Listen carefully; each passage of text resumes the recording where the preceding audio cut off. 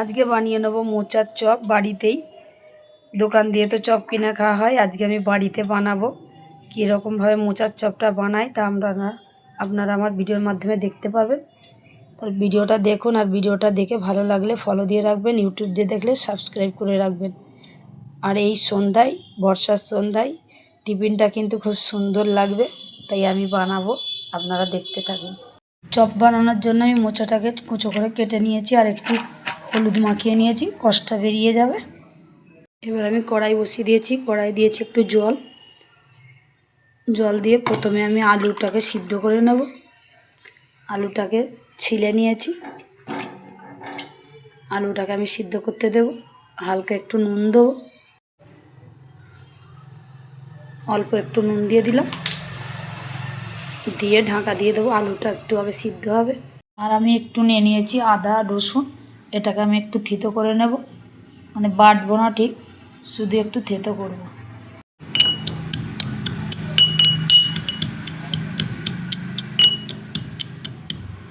এরকম করে হালকা একটা হামান দিয়ে, ছোট হামান দিয়ে, শিলেও করতে পারেন, আমি হামান দিয়ে করছি। ঠিক আছে, আলুটা একটু দেরি হয় বলে আমি আলুটা আগে দিয়েছিলাম, এবারে দিয়ে দিচ্ছি মোচাটাকে দিয়েও একটু সিদ্ধ করে নেব।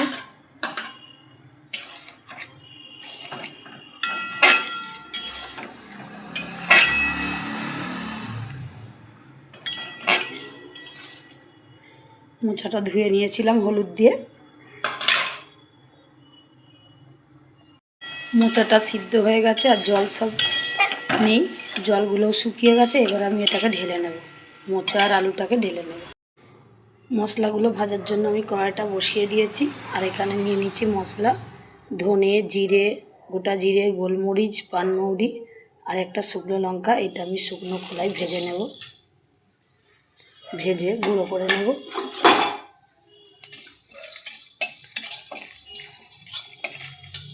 কড়াইটা খুব ভালো করে গরম হয়ে গেছিলো, আমি মশলাটা দিয়ে দিয়েছি, হালকা লাল করে নিয়ে ঘুরিয়ে নেব। আর এদিকে আমি তেল বসিয়ে দিয়েছি, মোচার জন্য বাদাম লাগবে, তাই তেলটা খুব ভালো করে গরম হয়ে গেছে। আমি চীনা বাদাম নিয়েছি, চীনা বাদামটাকে ভাজবো।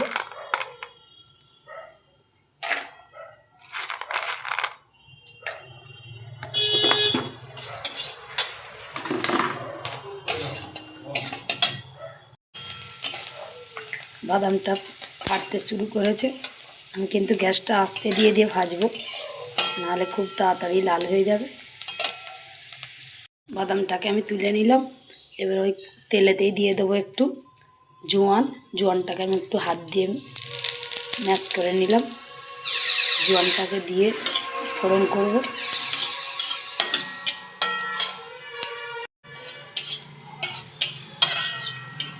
জোয়ানটা হালকা ভাজা হয়ে গেছে, এবার আমি দিয়ে দেবো কুচিয়ে রাখা পেঁয়াজটাকে আমি ছোট করে কুচিয়েছি।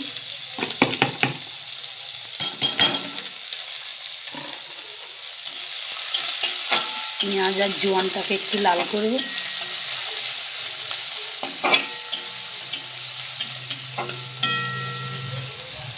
পেঁয়াজটা লাল হয়ে গেছে, এবারে এতে দিয়ে দেবো আদা আর রসুনকে আমি থেতো করে নিয়েছি, বাটিনি, শুধু একটু হালকা থেতো করে নিয়েছি।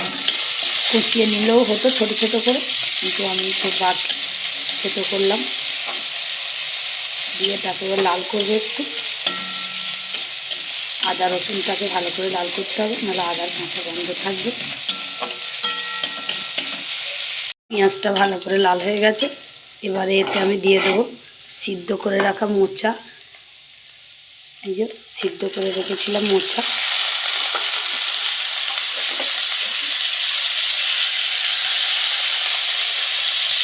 দিয়ে দেবো সিদ্ধ করে রাখা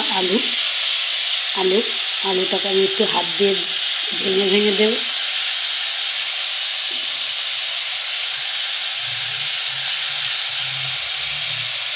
দিয়ে একটু ভাজবো ভালো করে।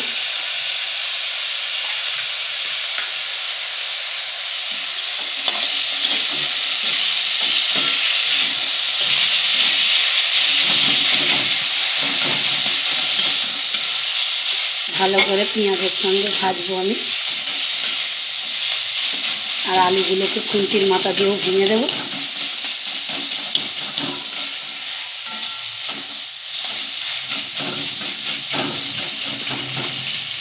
আমি একটু হলুদ গুঁড়ো দিলাম।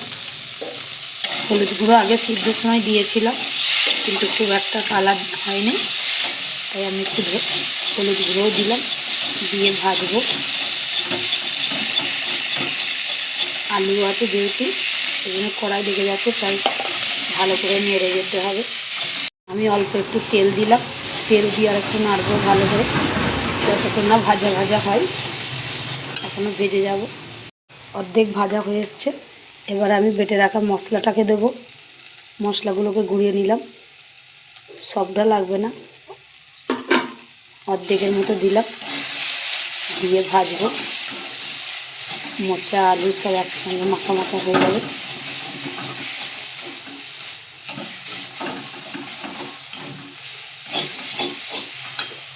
বেশ ভালো করে ভাজা হয়ে গেছে, আর লেগেও যাচ্ছে না, খুব সহজে কড়ার গাটি উঠে যাচ্ছে। তাই এবারে বাদামটা উপর দিয়ে দেবো। এই যে ভেজে রেখেছিলাম চীনা বাদাম, এটাকে আমি দিয়ে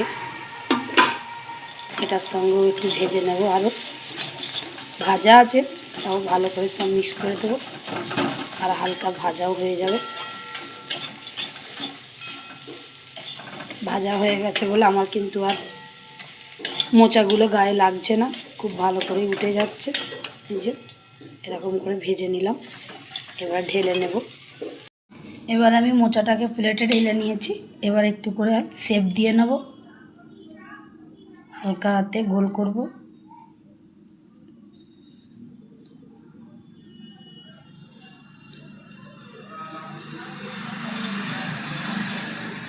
গোল করে পাতলা করে আমি একটু চপের মতো করে নেব। এরকম করে করব সব একে একে। আরও একটা করে নেব।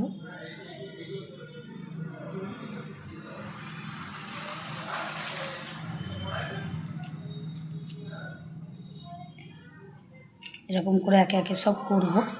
আমি এরকম করে সব চপের একটু শেপ দিয়ে নিয়েছি। এবার একটু আমি বেসন নিয়ে নিয়েছি, শুকনো বেসন, এতে একটু নুন দিয়ে দেবো। বেসনটাকে গুলবো, আর দিয়ে দেবো একটু হলুদ গুঁড়ো,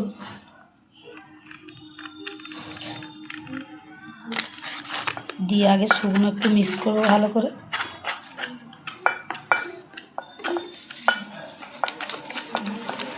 এবার একটু জল দিয়ে গুলবো।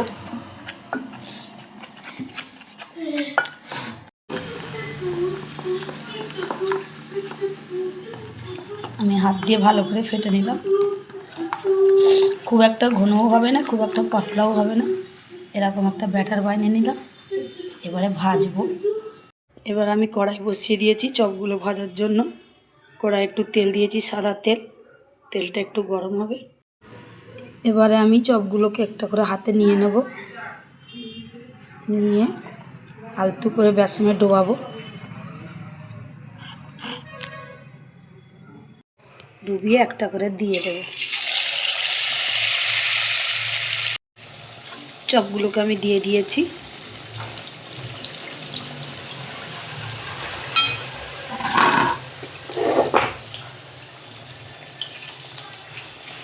এবারে উল্টে দেব।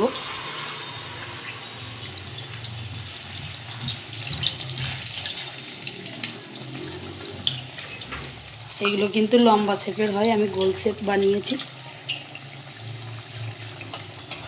এরকম করে চপগুলোকে আমি ভেজে নেব। চপটা ভাজা হয়ে গেছে, আমি তুলে নিয়েছি। মোচার চপ, এই বর্ষার সন্ধ্যায় মোচার চপ আর মুড়ি টিফিনটা খুব দারুণই লাগবে, তাই আজকে বানিয়ে নিয়েছি। আপনারাও বানিয়ে খেতে পারেন। আর ভিডিওটা দেখে ভালো লাগলে ফলো দিয়ে রাখবেন।